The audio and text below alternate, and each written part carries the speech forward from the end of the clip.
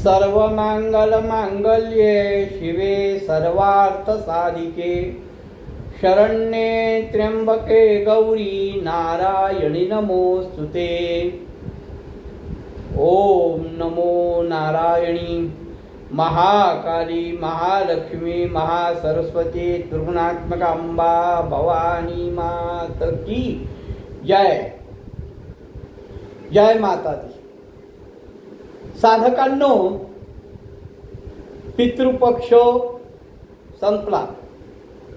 आज सर्वपित्री अमावास्या संपली। उद्यापासून शारदीय नवरात्राला सुरुवात होणार आहे। नवरात्राविषयी बरीचशी माहिती मी काल सांगितली। नवरात्रामध्ये सद्गुरूंच्या आज्ञेने शक्तीची उपासना करावी असंही मी काल सांगितलं। त्यामध्ये देवीचा नवार्ण मंत्र आहे, पाठ आहे, पूजा आहे, बऱ्याच गोष्टी आहेत। मी काल अजून बोललो होतो की 9 दिवसात मी प्रत्येक देवीचं वर्णन करीन। उद्या पहिला दिवस आहे, पहिली माळ आहे आणि उद्या शैलपुत्री प्रथमम शैलपुत्रेती। आई दुर्गा भवानी आपल्या पहिल्या स्वरूपात शैलपुत्री या नावाने ओळखली जाते। आता शैलपुत्रीचा सरळ अर्थ असा आहे, हिमालय कन्या म्हणून जिचा जन्म झाला असल्याने तिचं नाव शैलपुत्री असं ठेवण्यात आलं आहे। तिच्या उजव्या हातामध्ये त्रिशूळ आहे। तिचं जर रूप आपण बघितलं तर उजव्या हातात त्रिशूळ आहे, डाव्या हातामध्ये कमळाचं फूल आहे आणि सर्व दुर्गांमध्ये ही पहिली दुर्गा आहे। शैलपुत्री ही हिमालय कन्या मी म्हटलं, पण हिचा जन्म कसा झाला याविषयी बऱ्याच आख्यायिका आहेत। शैलपुत्रीचा आधीचा जन्म म्हणजे मागचा जन्म, पूर्वजन्म। पूर्वजन्मी ही राजा प्रजापती दक्ष यांची कन्या म्हणून जन्माला आली होती। शैलपुत्रीचा पहिला जन्म बघा। त्यामध्ये ही दक्षाची कन्या म्हणून जन्माला आली होती आणि त्यावेळेस तिचं नाव सती होतं। सतीचा विवाह त्यावेळेस भगवान शिवाशी झाला होता आणि एकदा प्रजापती दक्षाने यज्ञ केला। सर्व देवी देवतांना त्या यज्ञामध्ये निमंत्रण देण्यात आलं। फक्त भगवान शिवांना आमंत्रण दिलं नाही। आपल्या वडिलांनी एवढा मोठा यज्ञ केला आहे ही वार्ता जेव्हा सतीला समजली तेव्हा तिने भगवान शिवाला सांगितलं की आपण या यज्ञात जाऊ। माझ्या पित्याने यज्ञ केला आहे, या यज्ञात आपण जाऊ। तेव्हा शिव म्हणतात, तुझ्या वडिलांनी सर्वांना आमंत्रण दिलंय परंतु आपल्याला आमंत्रण दिलेलं नाही। याचा अर्थ आपल्यावर तुझ्या पित्याचा काहीतरी राग असावा, अन्यथा त्यांनी असं केलं नसतं। आणि आमंत्रणाशिवाय तिथे जाणं योग्य नाही. मला तरी ते पटत नाही की आमंत्रणाशिवाय आपण तिथे जावं. त्यांचा आपल्यावर काय राग आहे हे जाणून घेतल्याशिवाय आणि आमंत्रण मिळाल्याशिवाय आपण त्या यज्ञाला जाऊ नये. परंतु सती ही स्त्री आहे. स्त्रीला माहेर विषयी ओढा असणं स्वाभाविक आहे. तिचं मन माहेरी धाव घेऊ लागलं. ती म्हणते, अहो आपण एकाच घरातले आहोत ना, मग आपण कशाला निमंत्रणाची वाट बघायची, आपण जायला पाहिजे. तिला माहेरचा असलेला ओढा बघून भगवान शिवानी सांगितलं, तुझी जर इच्छा आहे तर तू जाऊ शकतेस, पण मी येणार नाही. सतीला भगवान शिवानी परवानगी दिली. सती अतिशय आनंदामध्ये माहेरी जायला मिळतंय. त्या माहेरी जाण्याच्या आनंदामध्ये ती दक्षाच्या राज्यात पोचली. दक्षाच्या राज्यात सगळीकडे आनंदी आनंद होता. रोषणाई केलेली होती. सर्व जणांची आनंद साजरा होत होता. सगळ्यांची लगबग चालू होती. सती तिथे गेली. आपली कन्या आली आहे, पण तिचं राजा दक्षाने स्वागत सुद्धा केलं नाही. प्रजापती दक्षाने तिचं स्वागत केलं नाही. तिच्या आईने तिची विचारपूसही केली नाही. तिच्या बहिणींनी तिच्याकडे बघितलं सुद्धा नाही.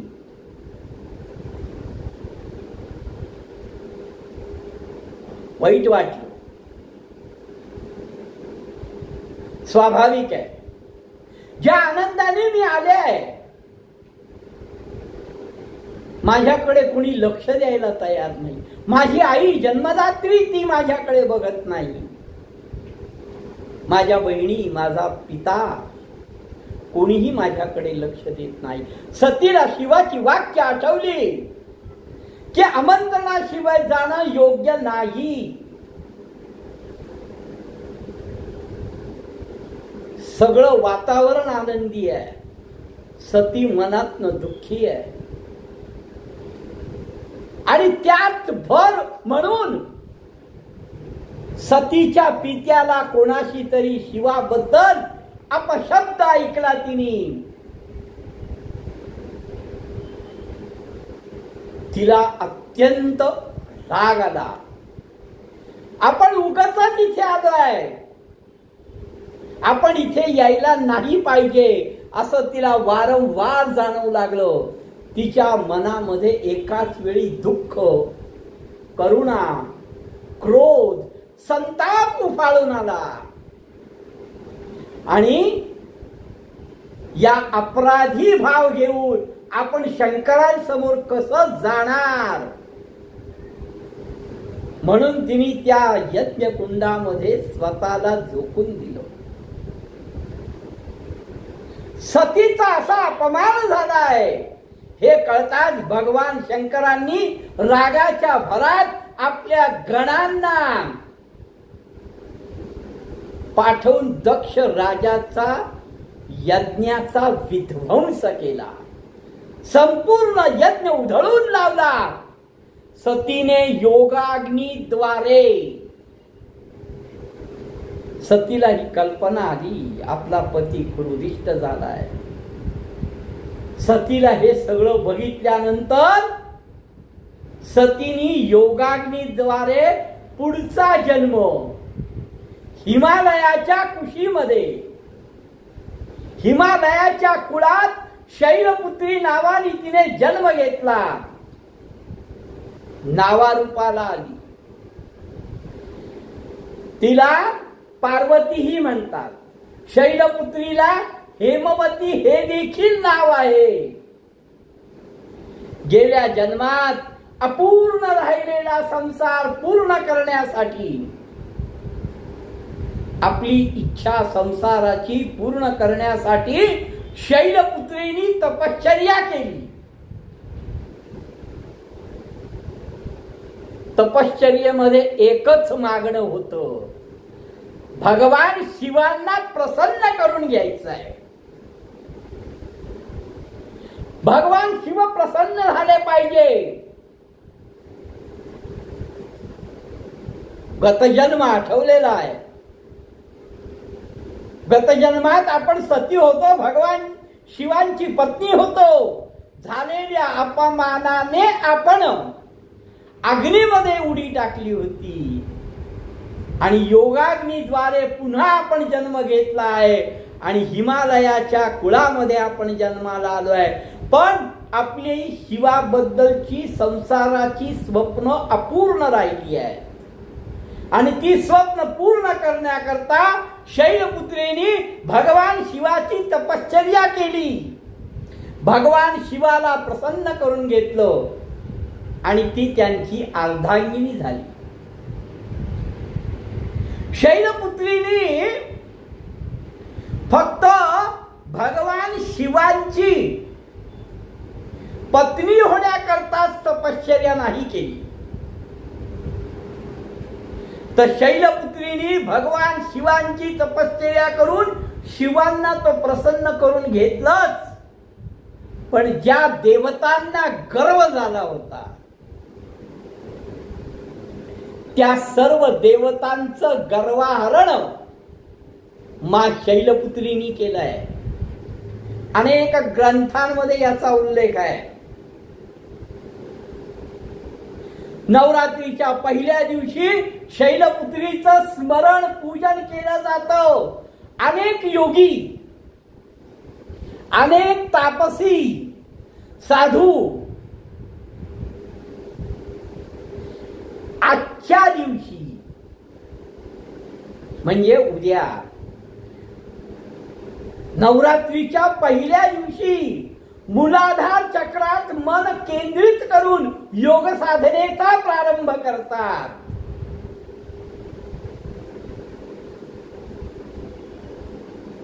कारण शैलपुत्रीनी योगाग्नीद्वारे हिमालयात जन्म घेतला, घोर तपश्चर्या केली. म्हणून आजही अनेक साधू संन्यासी हिमालयात तपश्चर्येला जातात, कारण हिमालयामध्ये शैलपुत्रीचा वास आहे.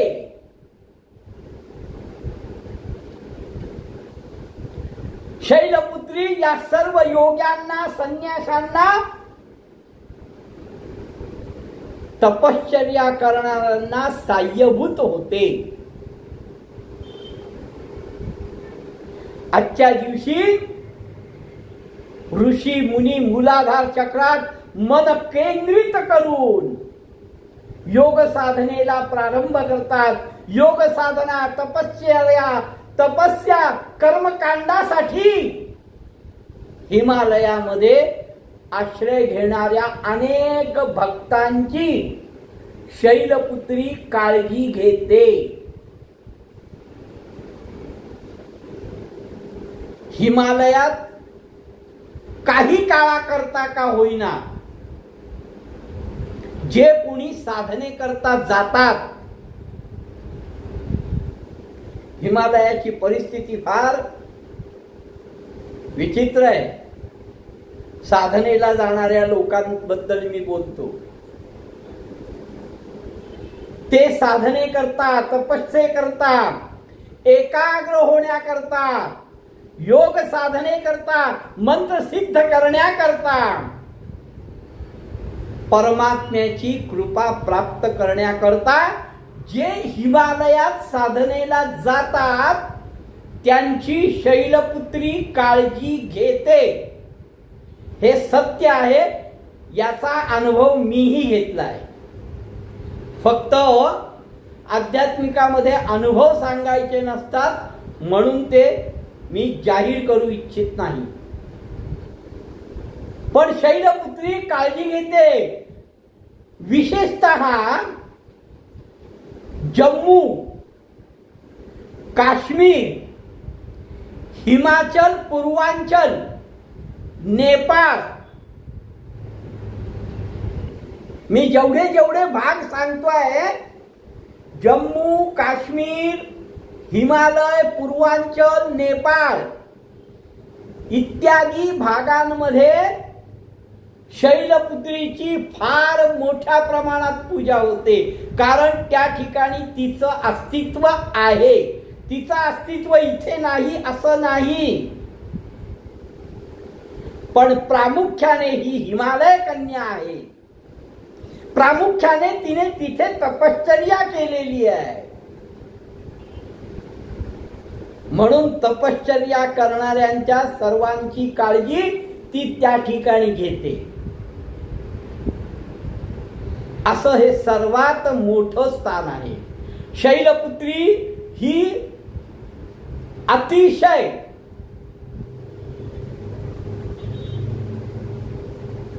साधना करणारा किंवा ज्याला परमात्म्याविषयी, साधनेविषयी आसक्ती आहे, अशा सगळ्यांना साह्यभूत होणारी ही देवी आहे. या देवीला, शैलपुत्रीला नैवेद्य कुठला आहे? तर शैलपुत्री देवीला कलाकंद हा एक मिठाईचा प्रकार आहे. या कलाकंदाचा नैवेद्य शैलपुत्रीला दाखवला जातो. आणखीन गाईच्या दुधापासून जे जे बनवलेली मिठाई आहे, तो सर्व नैवेद्य शैलपुत्रीला प्रिय आहे.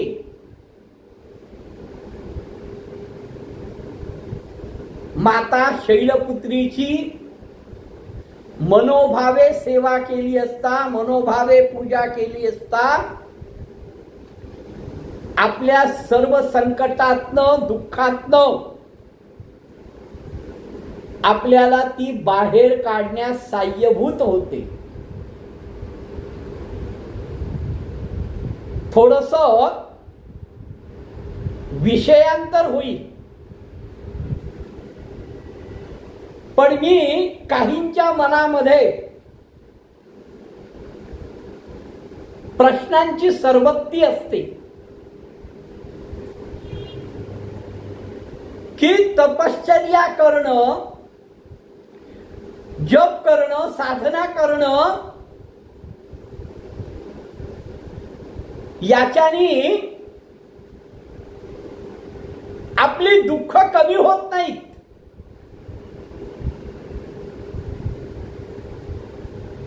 कितीही साधना तप केलं तर आपल्याला येणारी संकट येतात, म्हणजे नियतीच्या खेळामध्ये त्याचा काहीही फरक पडत नाही. थोडक्यात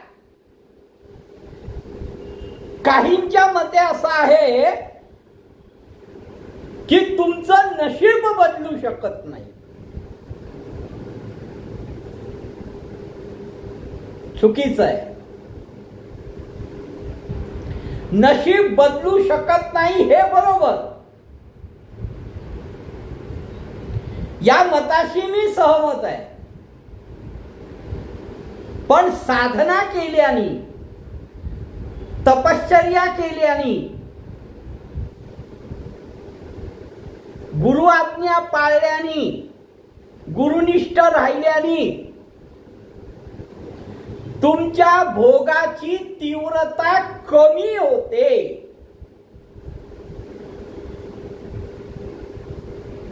भोग भोगावे लागणार हे 100%. पण तुम्ही तपस्या केली, उपासना केली. बरं, उपासना करण्याकरता तुम्ही हिमालयातच जा, किंवा एकांतात जा असं नाहीये. तुम्हाला बसल्या जागी सुद्धा एकांत मिळू शकतो. कशाने?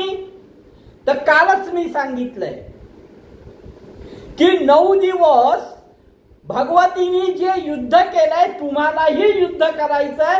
पण तुम्हाला युद्ध कोणतं करायचंय? तर तुमच्या आतमध्ये असणाऱ्या दानवी वृत्तींना मारायचंय, नकारात्मक गोष्टींना मारायचंय, अविचारांना मारायचंय. आणि हे जर तुम्ही करू शकलात तर तुमच्या भोगाची तीव्रता कमी होते. एवढंच नाही तर सद्गुरूंची कृपा होते, परमात्म्याची कृपा होते आणि तुमचं नशीब निश्चित बदललं जातं.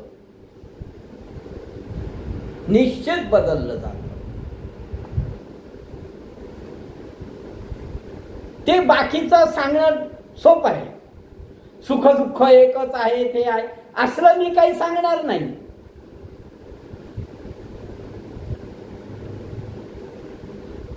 तुम्हाला तुमच्या दुःखातनं, तुमच्या संकटातनं, तुमच्या त्रासातनं मुक्तता हवी असेल तर तुम्हाला प्रथमतः आपल्या आतमध्ये असणाऱ्या नकारात्मक गोष्टींचा नायनाट करावा लागेल, अविचारांचा नायनाट करावा लागेल. खऱ्या अर्थाने कायिक, वाचिक, मानसिक तिन्ही दृष्टीने सद्गुरुनिष्ठ आणि सद्गुरु आज्ञा पालन हे जर तुमच्याकडनं झालं तर कितीही पहाडासारखं संकट असलं तरीही ते चुटकीसारखी नष्ट होऊ शकतं. आणि हे करण्याकरता शैलपुत्री जी तापसी आहे, जिने स्वतः तपस्या केली आहे, भगवान शिवांना प्राप्त करून घेतलंय. परत मागच्या जन्मी सती म्हणून प्राप्त केलं होतं, या जन्मात शैलपुत्री म्हणून प्राप्त करून घेतलं. ती साधकाच्या पाठीमागे खंबीरपणे उभी राहते. उद्या तिचं अवतरण आहे. पहिला दिवस शैलपुत्रीचा आहे. योग साधना कशी असावी, काय असावी याचं सुंदर उदाहरण म्हणजे शैलपुत्री आहे. म्हणून उद्याच्या दिवशी ऋषी मुनी मूलाधार चक्रामध्ये स्थिर होतात. हा कुंडलिनी भाग आहे. कुंडलिनी जागृत करणं त्याचा हा भाग आहे. आपल्याला त्याच्याकडे जास्त वळायचं नाही. 9 दिवसात त्याच्या अनुषंगाने बऱ्याच गोष्टी येतील.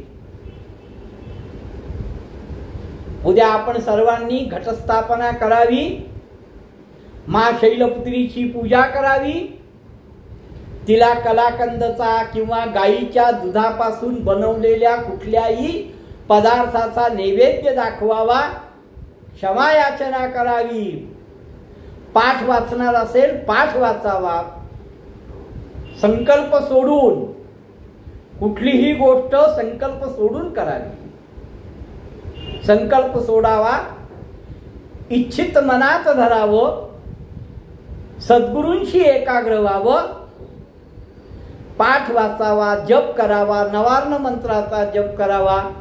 मी काल सांगितल्याप्रमाणे उद्यापासून सतत 9 दिवस तुम्ही उपासनेशी एकनिष्ठ राहा. तुम्ही कुठली उपासना करा हे मी सांगणार नाही, पण उपासना करा हे नक्की. त्या शैलपुत्रीचे तुम्हाला अखंड आशीर्वाद प्राप्त हो, ही सदिच्छा. उद्या आपल्याला ब्रह्मचारिणी बद्दल बघायचं आहे.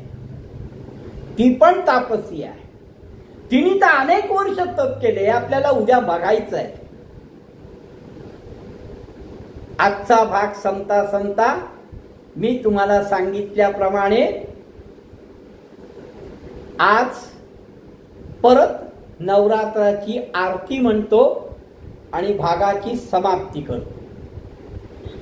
अश्विन शुक्ल पक्षी अंबा बैसली सिंहासनी हो, प्रतिपदे पासुनी घटस्थापना ती करुणी हो, मूल मंत्र जप करुणी भोवते लक्ष ठेवुनी हो, ब्रह्मा विष्णू रुद्र आईचे पूजन करती हो, उद बोला उद अंबा वाई माऊलीचा हो, उद कारे गर्जती काय महिमा वर्णुतीचा हो, उद बोला उद द्वितीयेचे दिवशी मिळती 64 योगिनी हो, सकळामध्ये श्रेष्ठ परशुरामाची जननी हो, कस्तुरी मळवट भांगी शेंदूर भरुनी हो, उद कारे गर्जती सकळाच्या मुंडा मिळुनी हो, उद बोला उद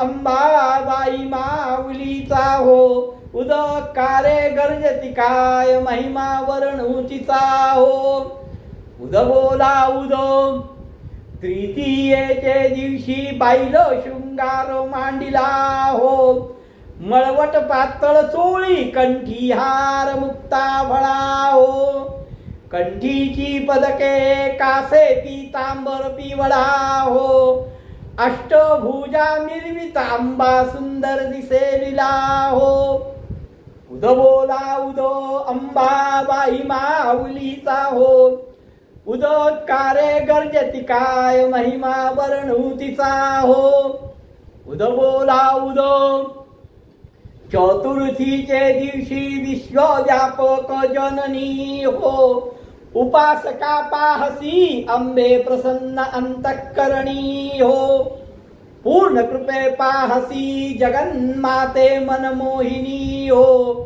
भक्तांच्या माऊली सुरते येती लोटांगणी हो, उद बोला उद अंबाबाई माऊलीचा हो, उद कारे गर्जती काय महिमा वर्णुतीचा हो, उद बोला उद पंचमीचे दिवशी व्रतते उपांग ललिता हो, अर्घ्य पाद्य पूजन तुझला भवानी स्तविता हो, रात्रीच्या समयी करीती जागरण हरिकथा हो, आनंदे प्रेमते आले सद्भावे क्रीडिता हो, उद बोला उद अंबाबाई माऊलीचा हो, उद कारे गर्जती काय महिमा वर्णुतीचा हो, उद बोला उद षष्टीयेचे दिवशी भक्त आनंद वर्तला हो, घेऊन जिवट्या हस्ती हर्षे गोंधळ घातला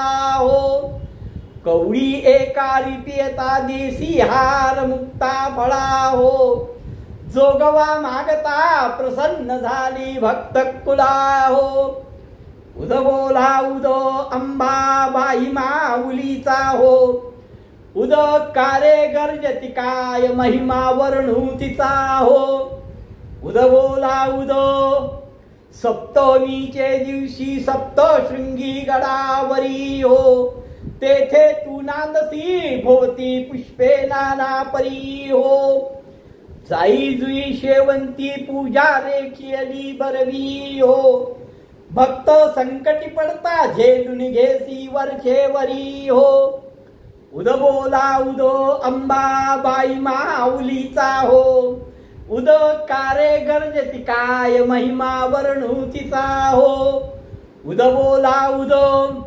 अष्टमीचे दिवशी अष्टभुजा नारायणी हो, सह्याद्री पर्वती पाहिली उभी जगज्जननी हो. मन माझे मोहिले शरण आलो तुझ लागुनी हो. स्तनपान देवनी सुखी केले अंतःकरणी हो. उद बोला उद अंबाबाई माऊलीचा हो. उद कारे गर्जती काय महिमा वर्णू तिचा हो. उद बोला उद नवमीचे दिवशी नवा दिवसाचे पारणे हो.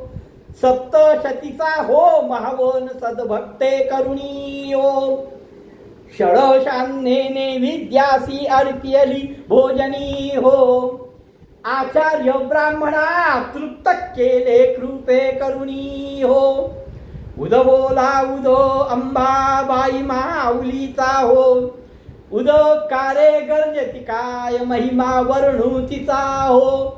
उद बोला उद दशमीचे दिवशी अंबा निघे सिंह लगनी हो. सिंहारुढ दारुण शस्त्रे आंबेत्वा घेऊनी हो. शुंभ शुंभादी राक्षस किती मारिसी रणी हो. विप्रा रामदास आश्रय दिला तव चरणी हो. उद बोला उद अंबाबाई माऊलीचा हो. उद कारे गर्जती काय महिमा वर्णू तिचा हो. उद बोला उद बोल अंबा मात की जय. महाकाली महालक्ष्मी महासरस्वती त्रिगुणात्मक अंबा भवानी मात की जय. उद्या आपण ब्रह्मचारिणी बद्दल बघू.